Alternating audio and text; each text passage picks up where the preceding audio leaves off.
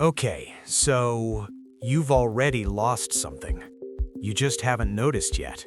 And the smarter you are, genuinely, the more you've lost. That's not me being dramatic, that's just true. Think about the last thing you didn't finish. Don't blow past that. Actually sit with it for a second. It's still there, right? Like, it didn't go anywhere, it's just sitting there, in a folder, in the back of your head. Feels less like a memory and more like a debt you keep ignoring. Here's the thing nobody actually says. The sharp ones, the ones who got it early, who saw things faster than everyone else, they don't fail dramatically. They don't crash. They just quietly stop. They drift into planning, into researching, into almost. And it's so gradual that nobody notices. Not their friends, not their family, not even them. There's actually a name for what this is. Psychologists figured it out decades ago. But here's the weird part. The people it hits hardest are exactly the people who'd never think it applies to them. That's not an accident. That's just how it works. Okay, so 1920s, guy named William Sidis got into Harvard at 16. 16! At the time, people genuinely believed he might be the smartest human alive. The press was obsessed with him, like obsessed. By the time he's 40, selling office supplies, door to door. And he chose that, deliberately. Someone eventually cornered him and asked, why? Why this? Why hide? Why waste it? And he said one thing, one sentence that honestly just explains everything. The hardest thing a sharp mind can do is commit to being wrong in public. Yeah, take a second with that one, because that's what your brain is doing to you right now. It's not protecting you, it just feels like that. What it's actually doing is charging you, upfront, in advance, for mistakes you haven't made, for failures that haven't happened, for what people might think, people who aren't even paying attention to you. You're paying full price for something that doesn't exist yet, and the argument it gives you sounds so clean. Not the right time, need to think it through more, almost ready, just one more thing. It's not lazy, it's not sloppy, it's airtight. That's the problem. Your brain doesn't make excuses, it makes cases, real ones, ones you can't poke holes in, and that's exactly why it works. Nobody around you can challenge it. Your friends try and you've got a response ready before they finish the sentence. Your partner brings it up and you've already thought of the 12 reasons they're missing. You try to challenge it and you lose every time.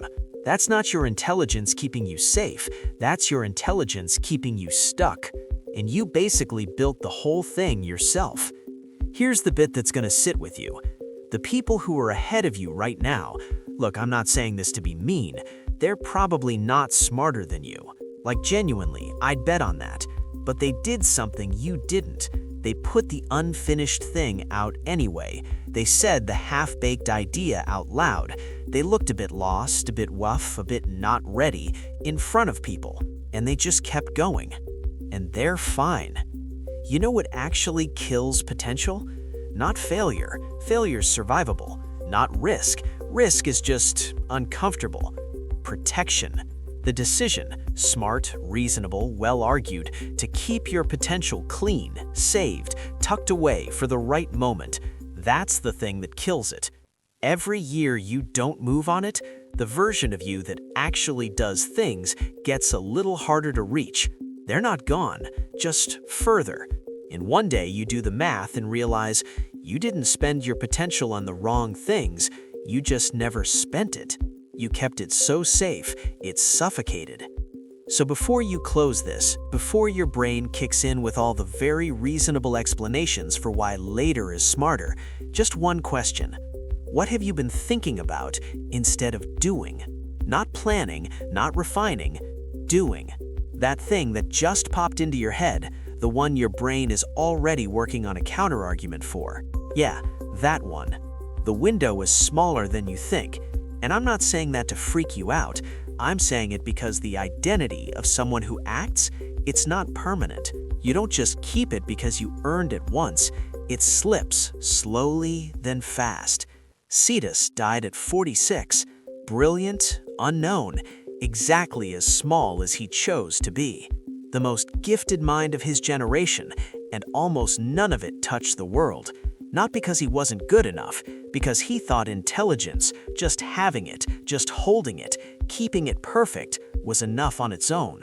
It's not. It was never going to be. The trap wasn't how smart he was. The trap was the story he kept telling himself about how smart he was. Sound familiar? You already know what to do.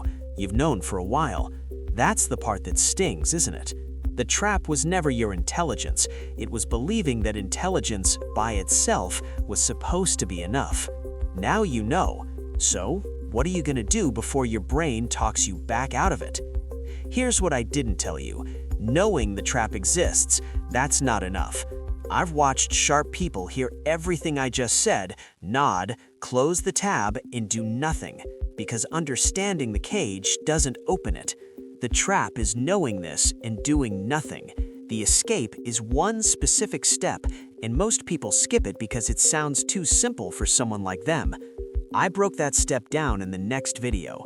Most people will scroll right past it. Don't be one of them.